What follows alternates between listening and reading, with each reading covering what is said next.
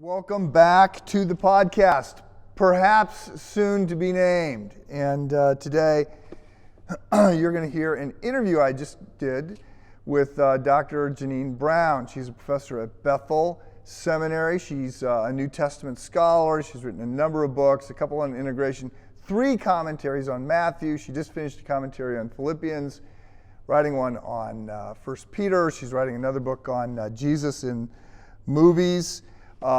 This is the book.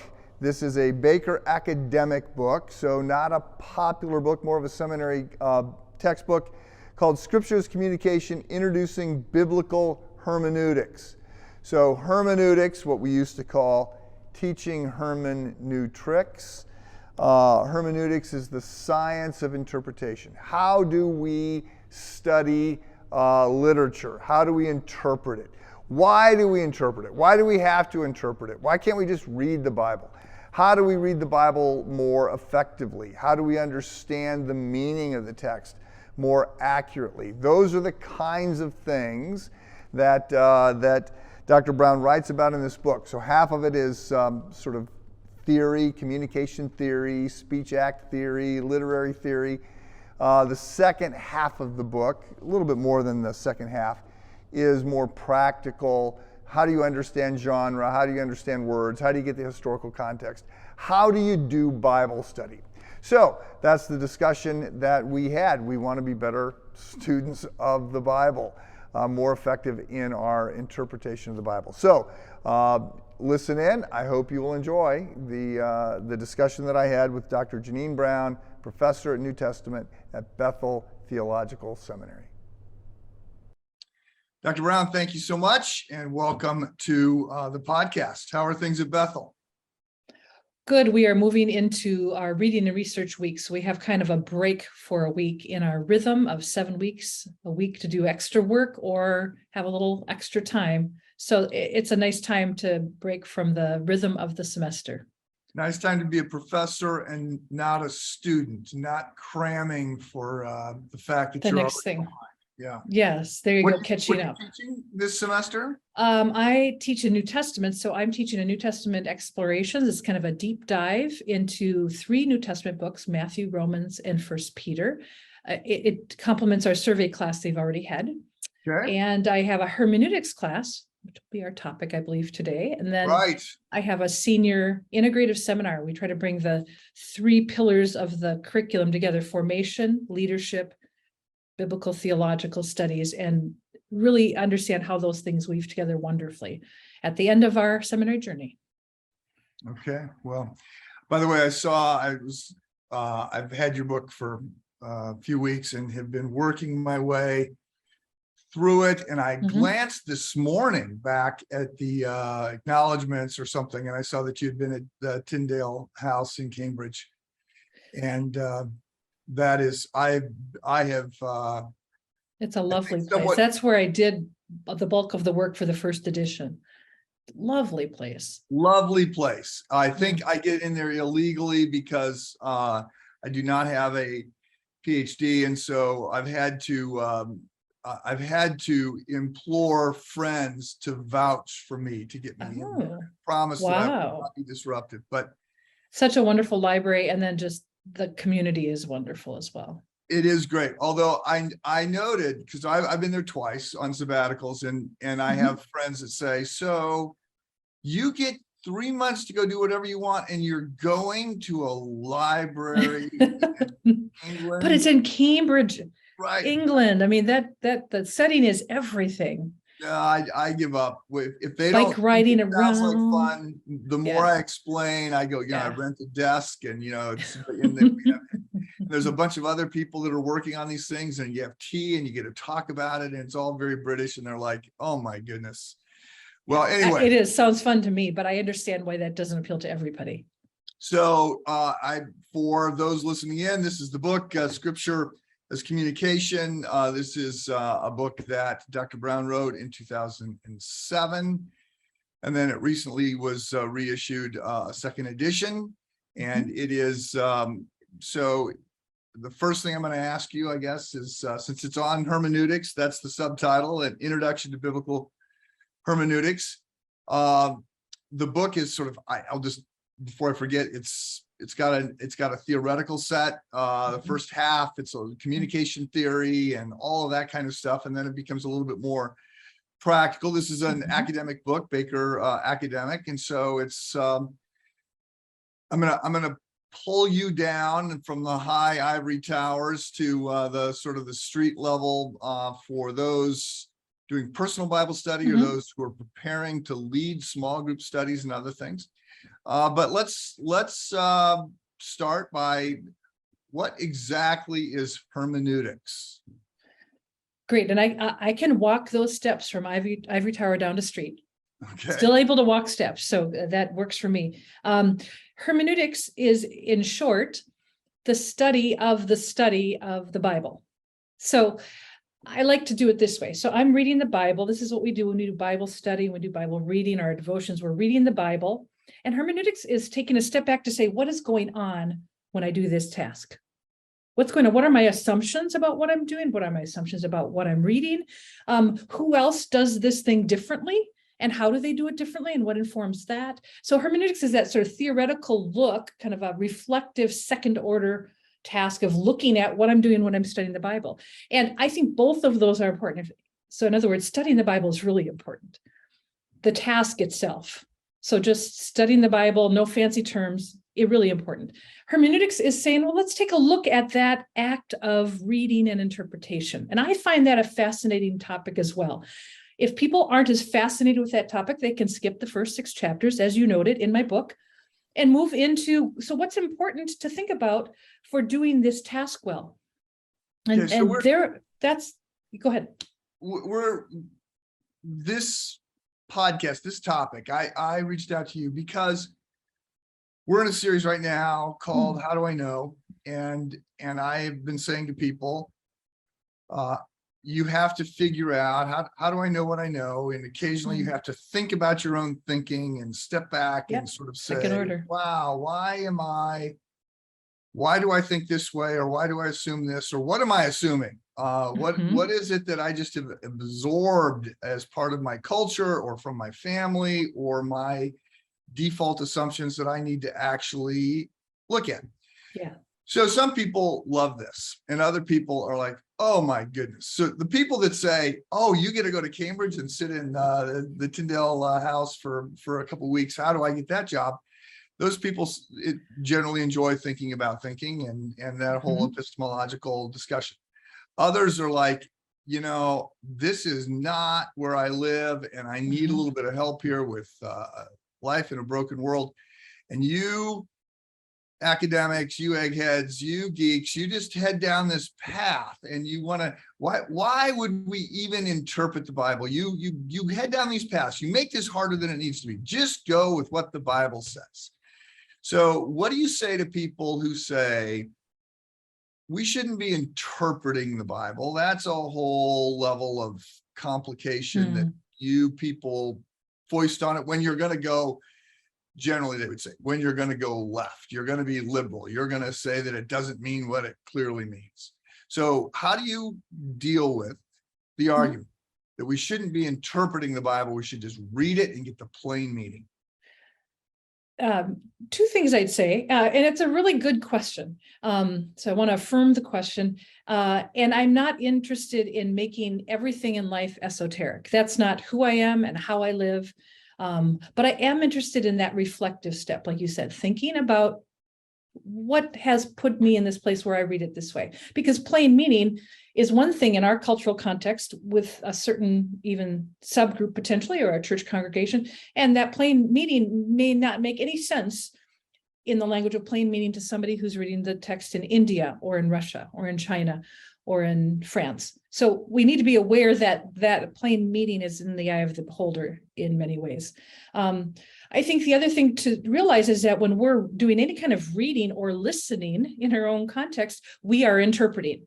We think we're just listening or we're just reading, but really, if I pick up a book other than the Bible, I'm deciding what is it I'm reading. Like I love Jane Austen, so I'll just say my husband and I bonded over our love for Jane Austen. How is that possible that this wonderful man also liked Jane Austen?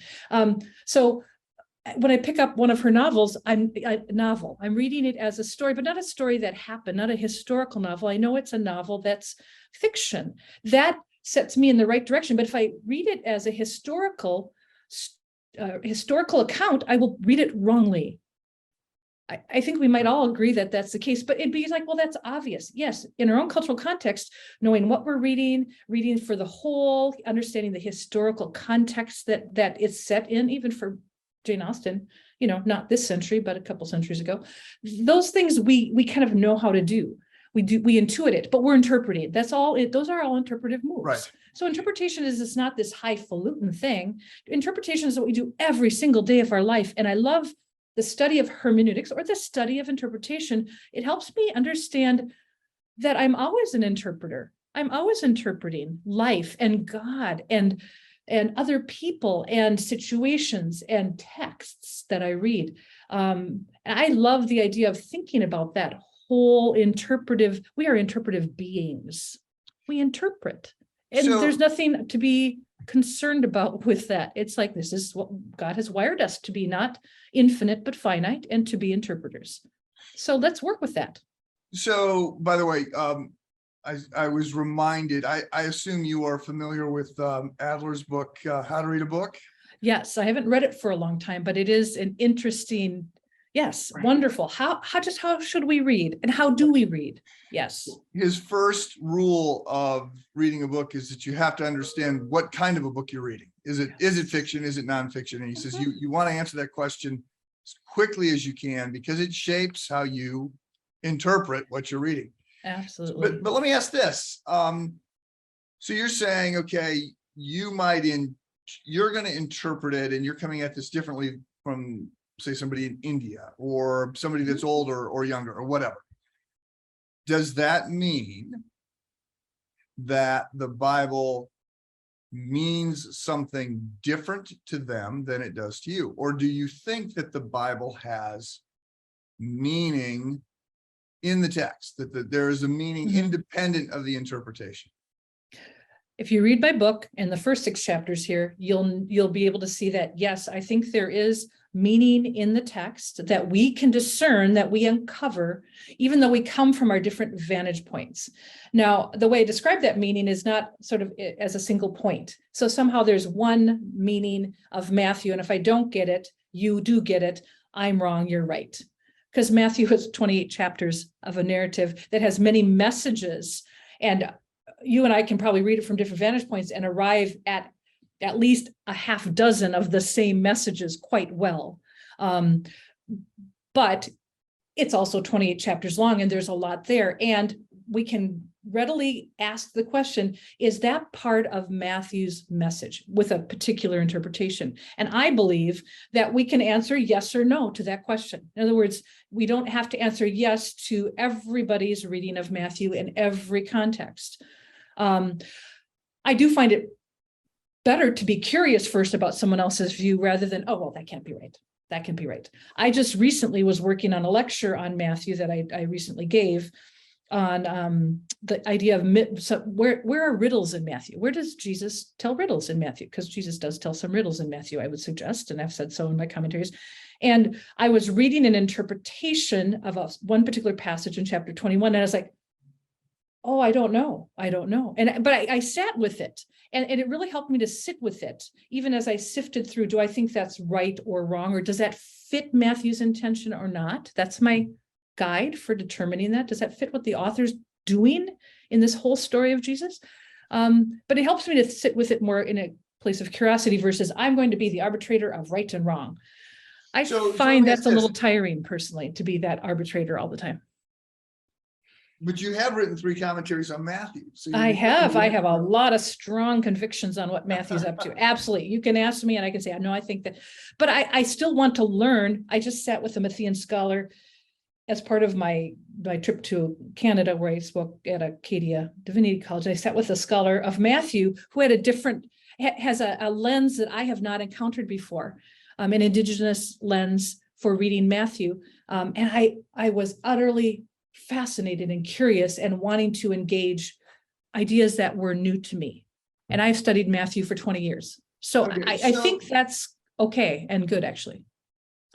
Okay, so, but I just want to push you on this just a little bit more. I also want to affirm and express my moments of surprise when I'm with somebody from wherever, Africa or India or wherever, and they read this passage and hear it differently.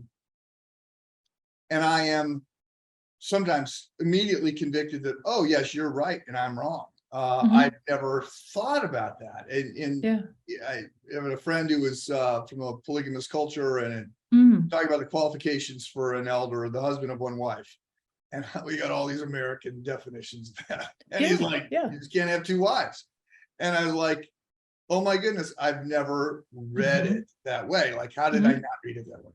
So I get that. But, and this sort of drifts into some, I guess, postmodern theory or other things. But let's just take Matthew 28:18. Let's as opposed to Matthew, where I certainly get and affirm and understand. Yeah, if I read Matthew and you read Matthew at different times, I'm going to get different things out of Matthew the next time I read it. And I'm certainly going to likely get different applications or different connections with that. But do you think that when Matthew was writing Matthew 28, he's quoting Jesus in 18 through the Great Commission, that meant something, and that the task of Bible study, properly, succinctly stated, is to figure out what the original author meant to the original reader, that's at least the launching point. And feel free to disagree, but I don't want to disagree with that. No, I think the author's intention in that first setting to that first audience is the starting point. It grounds us in the idea that the text is in a particular historical context, and we need to hear it there. It grounds us in the idea that the genre of that text, what Matthew was wanting to write, a biography of Jesus, how we think of the genre of Matthew, that's sort of a debated question, but I think at least a biography, but very informed by the Jewish scriptures. So a theological biography of Jesus to say, let me tell you how these strands all connect. And then the idea that we read it as a whole. So Matthew 28:18, we need to hear it in the context of the rest of the book. Jesus's all authority is coming after the resurrection and has already been, of course, alluded to in his authority to heal and to do other kinds of activities. And yet he has been under the authority of God, chapter 20:23. This is God decides sort of who is on right and left hand sides. James and John don't get to, and Jesus doesn't even go with that. So we have to hear that authority theme in the context of the whole. That helps us to interpret it well in 28:18. So all of those things. So literary context, historical setting, and genre, those are kind of the foundational pieces for me that come out in the last half of the book, right? That I think everyone should hang on to. Because I don't think they're rocket science. It's how we read well in our present context. Why not bring those good reading values to the Bible? That's pretty much what I teach. Okay, so then let me come at this and push from the other side. Okay. I'm sure you have been in lots of settings where people have asked the question, what does this text mean to you? Like, okay, let's read this. What does it mean to you? Oh, isn't that fascinating? Because it means something very different to me. And if we're saying, what I say, and I just heard you basically affirm, I said, look, the first job in Bible study is to figure out what the original writer wanted the original reader to interpret, to understand. So you're climbing back, you're looking at the words, you're trying to figure out the genre, you're thinking of the historical context, the theological context. Okay, so what did that mean to them when they heard it? Now, the application of that might be very different for them than it is for us and 2,000 years later, whatever. So if that is the starting point, we're trying to get to the original meaning. What do you say when somebody says, well, it doesn't mean that to me?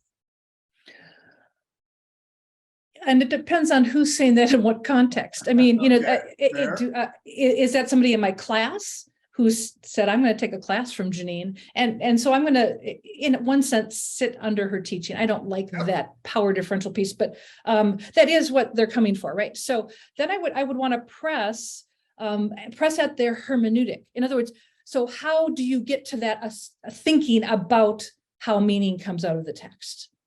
That we are each dropped by the Holy Spirit, different meanings. So tell me about your hermeneutic. I want to press that student to do that. If I have a Bible study and I'm one of the members of that group and somebody says that, I can give passes to people because I don't know them well enough to say, hey, I think you have a really weird hermeneutic or something like, right.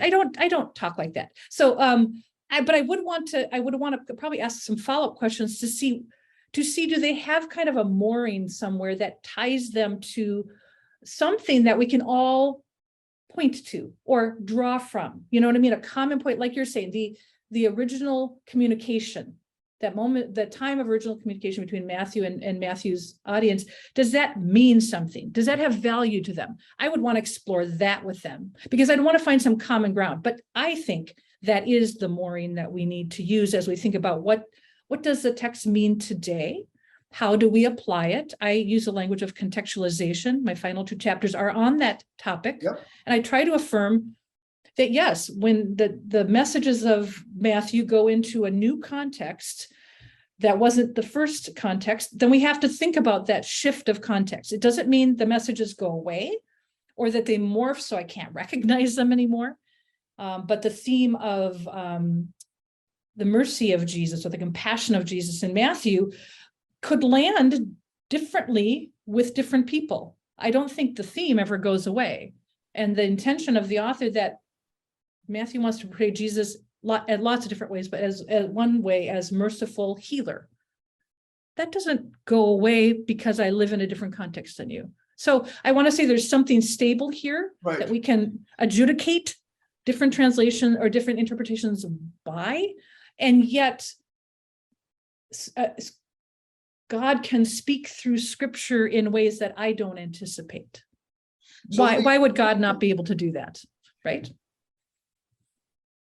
So, yes, let me ask though, there is you have written a book arguing a hermeneutic and developing a particular approach to interpreting the Bible and entering into this communication process. So what do you say to the person who signed up for your class? Says, okay, so I have been reading the Bible. I guess I've been interpreting it through my own lens. I don't really know what that means, or I'm a little bit nervous about this is going to be more esoteric and heady than I think it should be. But what are the starting rules, or what's the first few steps, or what's Bible study 101 in that you would want me to do? Yeah, I think I go back to those 3 values which inform the practice of reading with the genre in mind, determining what it is I'm reading. What is Matthew is? Just define genre, because I am aware that, as a guy that took all hard sciences, I got to grad school, and the first time I saw a genre, I did not pronounce it correctly. So my dad always called it genre, just to make me go, not crazy, but to tell a joke. You could give it a hard G and make it even sound worse. So yes, you read the news. So we're just talking about literary style. You read the front page of the paper differently than the comics, differently than the ads, differently than the phone. Right. Absolutely. It's the kind of writing that we're encountering as we enter a text. So narrative, biblical narrative. Also, you can look at narratives like parables that most people don't believe are sort of things that happen, but Jesus told the story to get the point across, right? So you have different kinds of narratives. We also have letter, epistle, letter, New Testament letters. We have poetry throughout much of Scripture. So narrative and poetry are kind of huge categories. So just knowing that when I enter a text that's poetic, like the Psalms, that's written differently and for different purposes. It doesn't mean it's harder to read than letter, but it is the case that Old Testament poetry or Hebrew poetry will not have the same kinds of poetic features necessarily as Western poetry. So we just have to get to know those kinds of writings. And there are great books that help you do that, like How to Study the Bible for All It's Worth by Gordon Fee and Douglas Stewart. Great little introductions to each of the major genres of the Bible. The law in the Old Testament is a particular genre. So read their chapter as you're going to study Leviticus. Because I know lots of people jump into Leviticus as the first thing they ever. Lots of people are studying Leviticus. Yes. My dean, though, who's an Old Testament professor, I mean, he studied Deuteronomy, but Leviticus is one of his favorite books to teach. I love that. If somebody can love to teach and read Leviticus, they figured out how to read the genre well. I've got to guess. So the first thing we've got to do is figure out what kind of book we're reading. Is this poetry or parable or apocalyptic, or what am I reading? Yes. Absolutely. And we do those things intuitively, and then we make adjustments as we go. So if you're reading poetry in the Old Testament and you've read a lot of poetry in your own context, you'll start to say, oh, well, this isn't like that. And that's good. You'll start to go, oh, then I'm going to adjust my expectations. We do this so intuitively. And it's really good, again, to have a kind of a lay of the land. What is Hebrew poetry like? Actually, the lines are in balanced parallelism often rather than rhyme, although sound is important. And it's a fascinating topic, and it's one that's very accessible to people who want to just do a little bit more reading as they lead Bible studies. And I just think people who lead Bible studies or teach or preach, and those are people I'm training, people who teach or preach or will be leading, those people could use that extra seminary training or Bible study training. I was a student with an InterVarsity Christian Fellowship chapter, and then I was a leader, and then I was a staff worker. They did such amazing training, lay training. You know, it wasn't like a seminary course, but it was so good. And it was reading books as wholes and paying attention to genre, doing historical setting work. So we knew kind of where that text lived and breathed initially. And what years were you on staff with IB? 1984 to 86, before I started seminary. So that was and then I realized I could use seminary because I want to do more of this or something like this. I didn't realize I was going to teach at a seminary when I went to seminary. That wasn't my goal and my plan. Who I think probably became president right after that. Oh, yeah. Yeah. Steve was a mentor and yes. I love InterVarsity. I love my days with InterVarsity. I love what they help students to do. I've spoken since then at different kinds of events, and they helped me get excited about reading not just little bits of the text, but wholes. Now, I can't tell you an old story because this is pre-computer, really. They would send us as students in 1982 and 3 a manuscript in the mail, a manuscript of Habakkuk, or I think I had one of Philippians and Acts. And then I still write all over text like that. I print out a copy, but now I can do it with my computer, right? Just print out whatever translation I want, whatever. They would send it in the mail, and then we'd do these careful book studies. And that was revolutionary because I understood that the Bible speaks in its littlest parts, a verse at a time. And I trust God can do that. I have no problem believing that. But I now understand that biblical authors actually want us to read the whole thing. Philippians, 4 books or 4 chapters. Paul wants us to read the whole. You know, he would have wanted us to read the whole and not just 1 verse 19 or something like that. So that was just revolutionary. And that was not seminary training. I got to seminary and I realized, oh, that's what InterVarsity was helping me to do. And now at seminary, I can dive in more deeply to the historical contexts of books because there were tools to do that there. I did the manuscript study on Habakkuk. I was not with InterVarsity, but yes, the manuscript studies, and I love that. Was one of their books that we did that study with. So because they had that whole multimedia presentation, we brought that to campus. That was Habakkuk, then translated into today. It was just amazing. It was like cutting edge multimedia, but we called it multimedia. Right. I date myself. Sorry. So back to the 101s of Bible study interpretation. Number 1, what kind of literature am I reading? What is the genre? What's the second thing you encourage people to do? Start reading the whole. Read from beginning to end. And if that's 66 chapters of Isaiah, I wouldn't suggest starting with Isaiah if that's the first, but read from beginning to end. Read the book of Ruth, 4 chapters, Philippians, 4 chapters, beginning to end, and read it a number of times and just get a feel for the whole.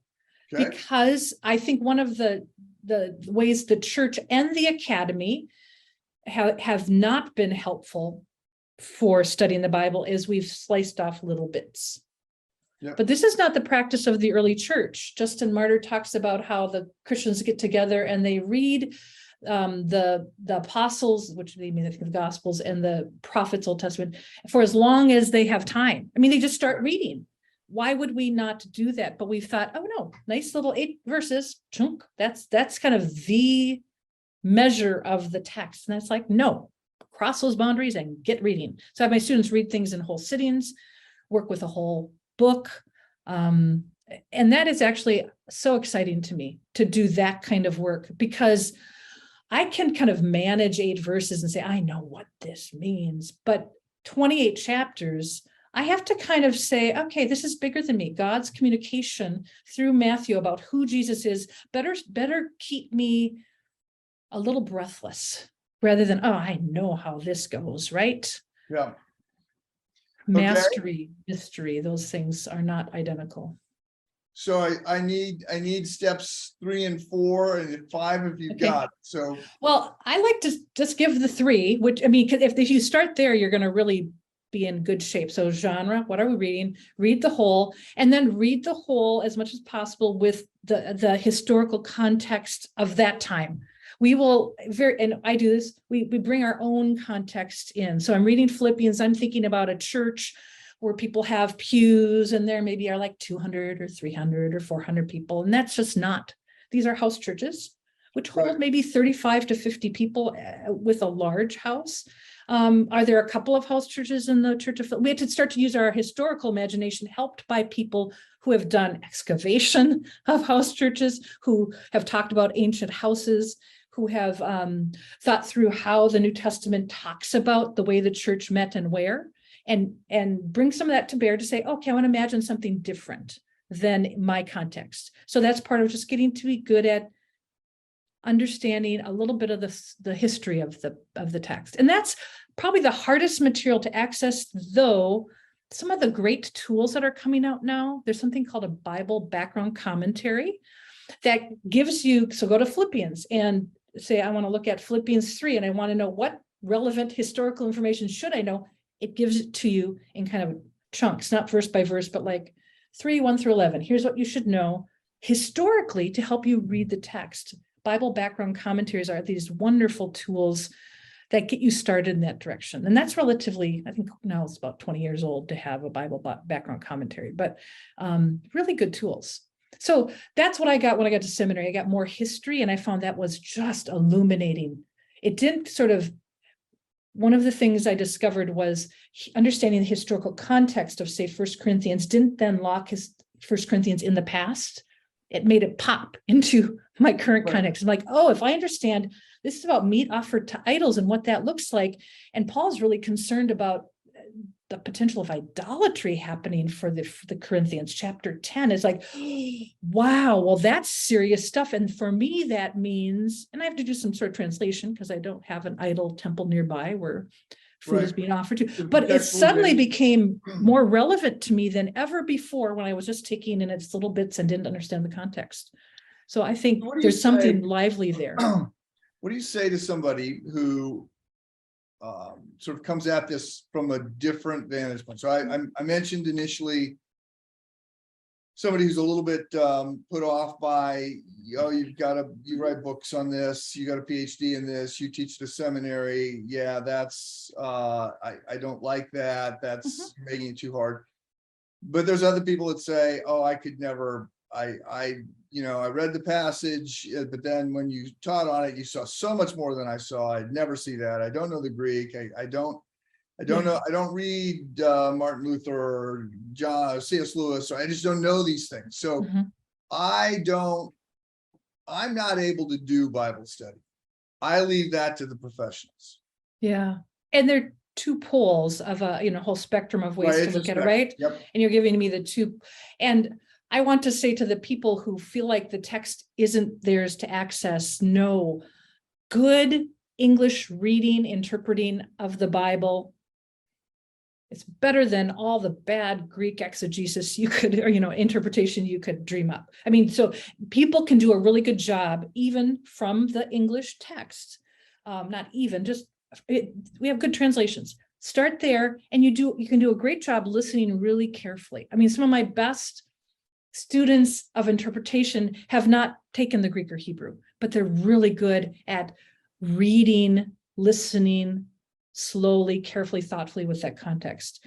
So I want to really encourage that person first, to tell you the truth, because as leaders, I tell my students, you may never, this is the one thing I tell them they cannot do. I wag my finger and say, you may never put the Bible at a distance from the people you are serving. You may not say, but in the Greek it says. You can tell them something about the Greek, but you may not say, but in the Greek it says, because now they can't act. Now they need you. Now they just simply need you. So I love that. Let me just play devil's advocate for just a little bit. So when I was a college pastor, so similar to being an InterVarsity staff person, we did and it was led by InterVarsity staff. We did something called the Bible Study Roadshow. And it was a weekend in which we trained people to do inductive OIA Bible study. Yeah. And, it was Friday night, all day Saturday. And my takeaway from this, I mean, we did it, I don't know, 5 or 6 years, is that I had made Bible study, I had talked about their ability to lead a Bible study as if it was going to be easier than it was. And so we could walk them through a passage. We did Mary and Martha. So we had them, Friday, all they're doing is observation. Yeah. And we're introducing Bible dictionaries, and we're going through the basics. As soon as we got out of that passage and we gave them their own passage, people are going left and right in every direction. And I just remember going, oh my goodness, I can't turn these people loose leading a small group. And I realized at that point, I'd been a Christian for 8 years or so. And I had absorbed a lot. And I'd been to seminary. I'd absorbed a lot. So yes, you want to say, you can do this. You can do this. And there's resources and the Bible commentary and good English translations. Is there any, however, there is a faith once proclaimed. There is the Apostles' Creed. You got to stay within the boundaries here. And here's how you understand that. How do you safeguard that? Well, in talking then to the person who has, there's a bit of an anti-intellectual, I mean, should there really be experts in biblical interpretation? That sounds a little bit elitist, right? What about the priesthood of all believers? So to that person, or that group, I might, I would want to say, you pick up your English Bible, what's already happened that experts have done so that you have that Bible. So translation has happened because nobody reads Koine Greek anymore, and nobody reads biblical Hebrew. Greek and Hebrew are living languages, but not in the forms we see there. So somebody had to learn that. And that's going to have to happen at usually a master's level. It can happen at an undergrad level too, those languages. But facility with those languages takes a lifetime. I'm on the NIV translation team. I need to have both Hebrew and Greek to do that. My Greek is much better than my Hebrew. I'm really willing to admit that. Half the team are Hebrew scholars, so that's really good. So when it gets to the fine point grammatical, we've got to figure out if this should go this way or that way in translation. I'm like, I really need to listen well to my Hebrew colleagues. But then they kind of get a little quieter when we move to the New Testament, to the Greek. So, do Walt Liefeld? Did you overlap with Dr. Liefeld when he was on the team? I didn't, although I've used his work. I used his little interpreting Acts book, loved it. So I've worked, I love his work and admire him. He was the pastor here before. Oh, wonderful. So for 5 years, I did not follow him, but we had. Oh, I loved his work. When I came, I asked him to come back to the church, which he did for the next 10 years. He's such a sweet, ironic Yes, I could imagine that. Oh, yes, wonderful work. So I'm sorry. I came on in 2010. So I've known, so I've not, a lot of the folks who started the project way back, the NIV in the 1960s and 70s, were on the committee through the kind of early 2000s. So I was kind of part of a shifting generation as just people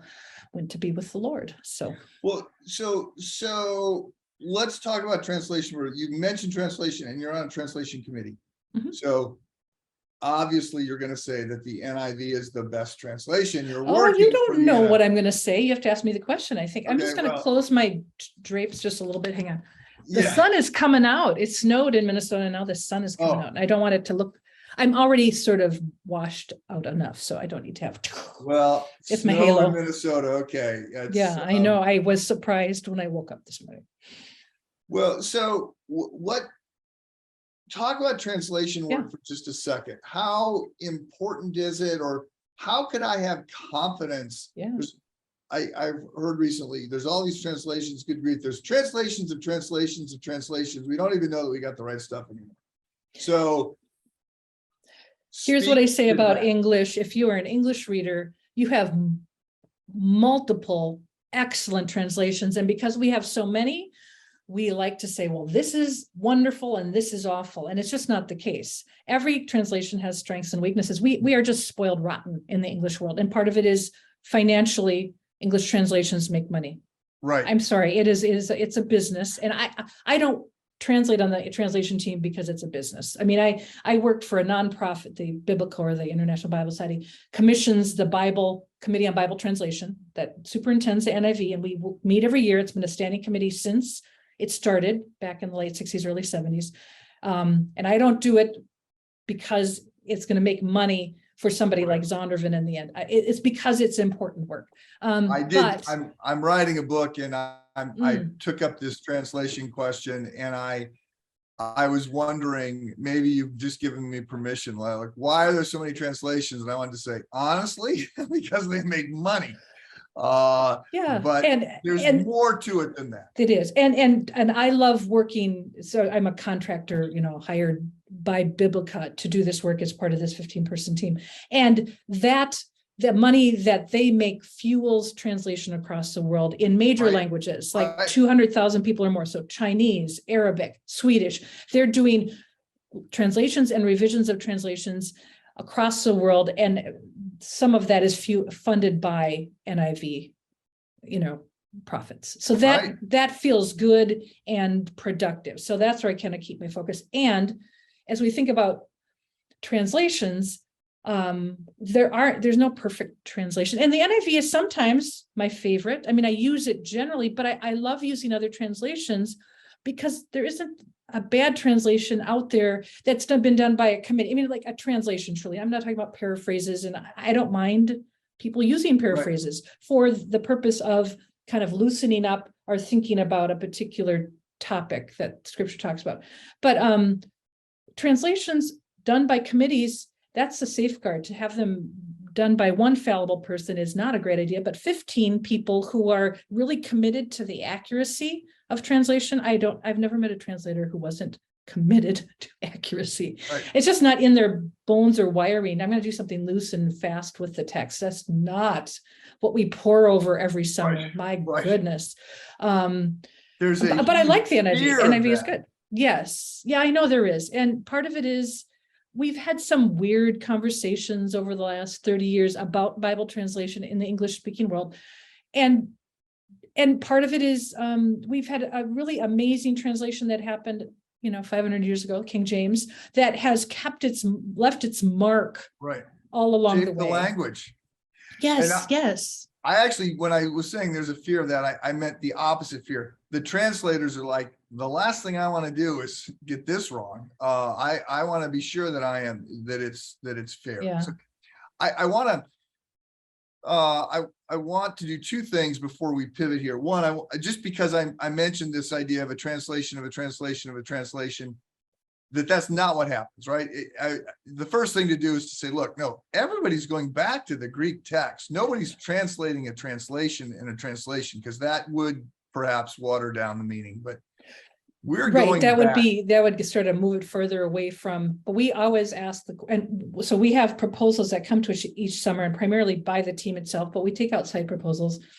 We always have, in whatever case, the Hebrew or the Greek of the verse, or maybe multiple verses, depending on size of text. And then we have the current NIV and then the proposal and then a rationale. So we're always looking at the original language and saying, does this fit the original text? And of course, we're thinking about the author of the original text and what they were intending. We hear that by what they've done elsewhere in the book. We're trying to really do good exit. It's like being in a really deep Bible study to be in this translation team. It really is, because sometimes like, wow, we've been in Jeremiah a few years. We finally finished Jeremiah proposals. There were a lot of them for reasons I don't need to go into. But anyway, I know Jeremiah so much better than I ever knew before. It is amazing process. And yes. Walt spoke very highly of it and enjoyed it and was often very moved by those times. I do think I think people need to hear, look, language changes, language modifies. And so there's ongoing work to make sure that the original text is being communicated to you in a way that you can grasp. And we do learn new things and there are new discoveries, and those things make a difference. I'm teaching a Bible translation course with my colleague, Mark Strauss, who's also on the NIV translation team, in January for anybody. It's through our Seminary for Everyone program at Bethel. Anybody can sign up for it. We're going to talk about the history of Bible translation, Bible translation theories, practices and theories. We're going to talk about recent projects across a whole range of across the world in terms of current translation projects. Anyway, so if anyone's interested, we're going to teach a class on it, and it's meant to be just for the average everybody person. Right. So let me ask, I want to move us a little bit afield here, but I've got a couple other Bible study interpretation questions. Do you affirm? I'm not trying to catch you. Sounds like I'm trying to set you up for something, but talk about the perspicuity of Scripture. So you are a Bible translator, you're a New Testament professor, you're writing commentaries, you're trying to tease out the meaning. We're talking about people not getting the meaning or not even understanding they're interpreting it. So explain this doctrine of perspicuity and what the, obviously not the casual person on the street, but what the person who's reading just a little bit more is going to come across when they see this word. Yeah, I mean, my understanding of the affirmation, the Reformation affirmation of the I can't even say it. You say it. Perspicuity. Perspicuity. I don't use the term a lot, clearly. Okay. Is that the central message of the Bible is clear to those who encounter the text, read it, hear it. The original people heard it. They may never read it. They might not have been readers. That doesn't stop the message from coming through clearly. The message of what God in Christ has done for humanity. That's clear. That's my understanding of it. And I fully affirm that is true. And that much of Scripture is not hard to understand, especially if we're trying to, we're reading in larger. I mean, you can all pull a verse out of context. It's really easy to do. You could take my book and you can say, I picked something out from chapter 6. Here's a line. Yeah. And then you could tell, this is what Jeannine says. And people would go, well, that sounds wonky. Well, you didn't read it in context. Come on. We can all do that. We pull stuff out of context way too much in our own cultural context. Let's not do that with the Bible. Let's read the Bible. That's my segue to the next point. So I've been a pastor doing something like this for 35 years. My experience, generally speaking, is that people know less and less about the Bible every year, and I have to lower the bar. So I'm writing this book. It was going to just be a revision of a book I'd written 20 years ago, and I read it and I said, oh yeah, no, I can't do this. This just makes so many more assumptions. It's too thick. It's too people don't read sentences that have this many words in them very happily anymore. I need more, all of this. Yeah. And when I started as a college pastor, I was I was letting sophomores and juniors, seniors in college lead Bible studies. Yeah, just lead a Bible study. I'm going to train you how to lead a Bible study. You go lead a Bible study. By the time I left 8 years later, it's like, here's the study, here's the answers. Don't give any other answers, right? And I will walk you through it. We meet every week and walk them through the passage, but then we tell them what the passage meant and we'd help them to craft the questions because we were just seeing less capability. So I feel that a little bit. Do you think some of our current challenges in culture, the polarization, the argumentation, the just the dramatic different understandings of the world we're living in, is all of this contributing to our Bible study problems? I mean, I would argue our Bible study or lack of Bible study is contributing to those problems, but do you think, are you seeing it harder to teach people communication theory and the laws of hermeneutics and good interpretation?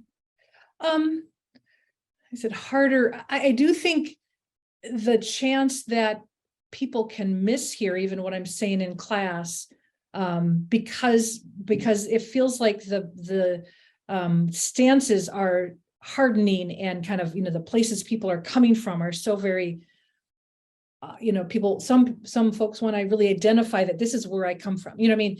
And it can exclude other ways of seeing things. And in a master's level program, I mean, we're not fundamentally trying to teach people what to think in the narrowest details, but how to think. Now, we certainly are teaching in sort of an Orthodox Christian framework, of course. I mean, we're committed to a high view of Scripture. I mean, so they're going to get all sorts of themes that are about what you should think, but we're trying to frame their experience so that they're reading other voices and learning to read all voices reflectively and critically and thinking about those. And I don't think those kinds of skills and patterns are very common in our cultural context. We want to read in our echo chamber. We talk, we hear this all the time. I want to hear the people who agree with me, right?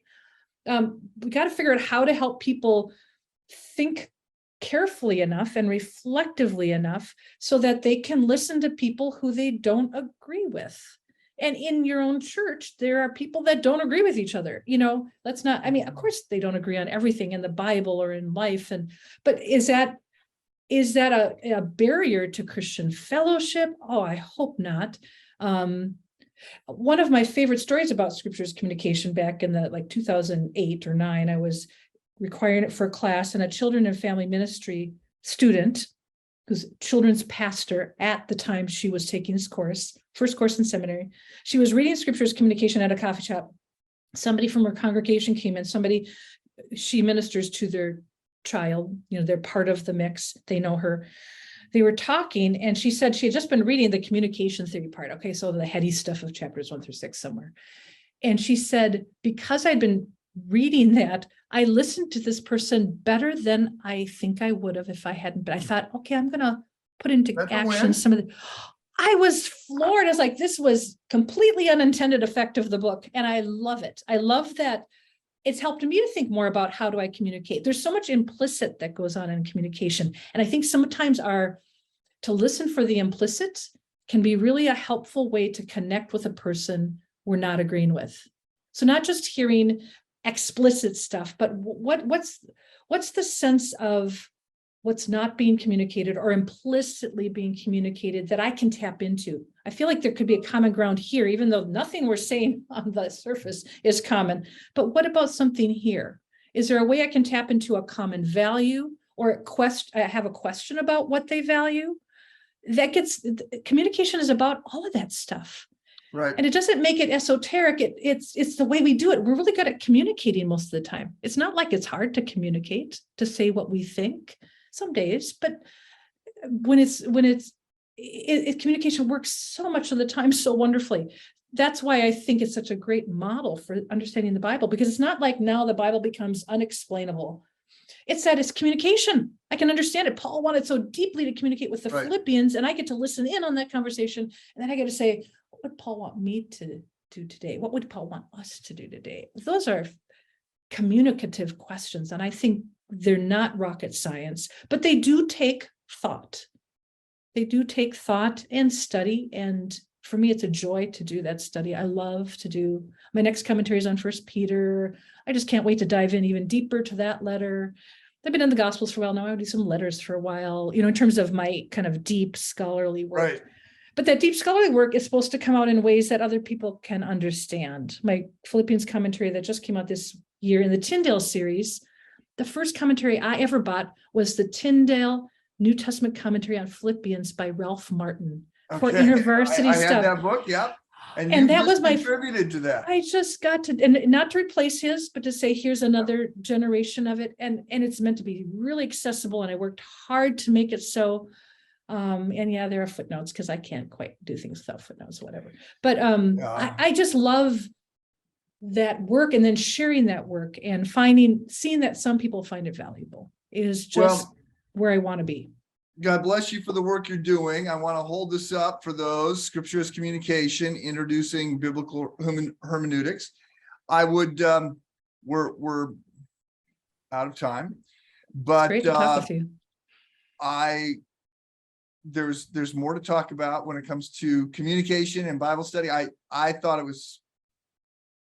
found it very interesting that you got this Lewis Carroll quote, Humpty Dumpty, talking about words, because that's one of the ones that I had in that when I was teaching the Bible Study Roadshow. I thought I hadn't read it in 20 years, and now when I read it, preparing for this, I was like, oh my goodness, was Lewis Carroll predicting post-modernity, or was he postmodern all the way back then? We can make words mean anything we want, unless we want to communicate with people. Then unless we want to actually communicate. Yes, exactly. Yeah. Well, it's great to be here. So you're working on, I was going to ask you about your next project, and you said that's going to be a commentary on First Peter. Yeah, I have a commentary in the New International Commentary series on First Peter that's due in a few years. I also am writing a book. Zondervan has a biblical themes book, and I'm doing the First Peter volume on that. So I'm thinking about the themes of First Peter, which will of course come into my commentary work, but I'm doing those sort of concurrently. I also have a little book I'm going to be doing with Baker with one of my colleagues called Jesus Now Playing, which was our course that we taught on Jesus films last January. And we've put it into a book proposal to talk about Jesus films and how they fit the Gospels or don't, and how they actually mirror some practices of the early church after the Gospels were written, 2nd, 3rd centuries, harmonization. So when you say Jesus, you're being relatively literal in this sense that this is not sort of I'm recognizing Jesus as opposed to the offices of Jesus in the Lord of the Rings being divided between Frodo and Gandalf and Aragorn. Well, we're looking at particularly at films about Jesus. So all of the maybe 70 films that have been, I don't remember how many, there's a lot, and it's not 70, 50, over the last 100 years or so. And then saying, what about those portraits have resonance with early portraits of Jesus? Certainly the 4 Gospels, that's where people go typically to create their picture. How much do they fit or not? And where do they fill in gaps that are inevitably in the text? When will that book be out? Well, we're just starting to write it, so a couple years at least. So, but it's a course we taught that we had so much fun. John Dunn and I had so much fun teaching it, and students loved it. And we taught it for this seminary for everyone as well format, and it just got us going on. We should write this. That would be fun. That would be a good book. So something to look forward to. Well, thank you, Dr. Brown, for your work, past and present and future. And may our Bible studies draw us closer to Christ. So absolutely. Well, thank you so much, Mike. I appreciate being here with you. And I hope you don't have to shovel. Hopefully the snow will come out and melt away the snow. I think the sun is doing that work right now. I believe so. In faith, I trust. Okay. Take care. Thank you. Bye-bye. Bye-bye.